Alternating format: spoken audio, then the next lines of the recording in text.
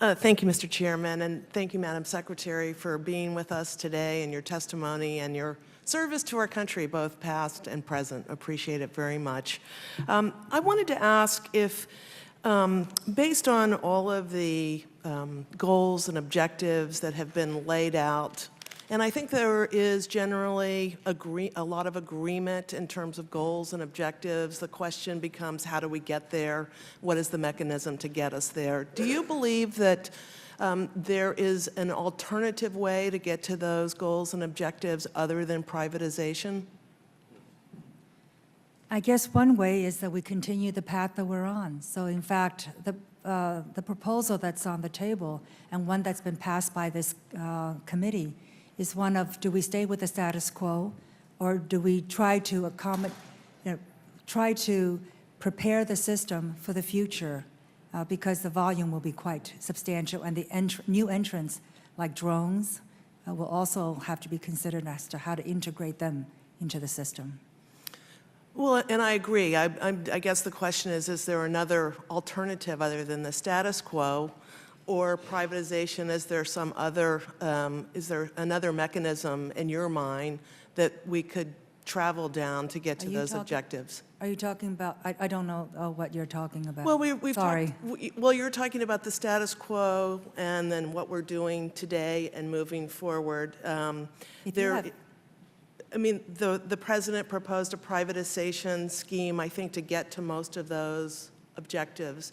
I guess my question is do you think that there is another way to get to those objectives other than privatization?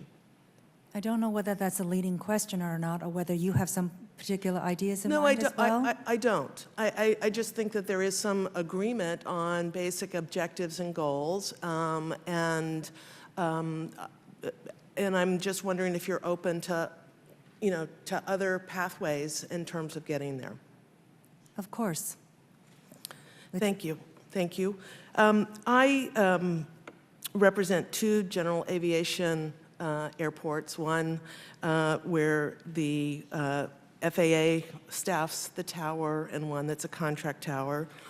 As we drill down on all of this and as we get to a detailed proposal, do you intend on having any safeguards for general aviation airports other than the decision-making that may come from this governing board?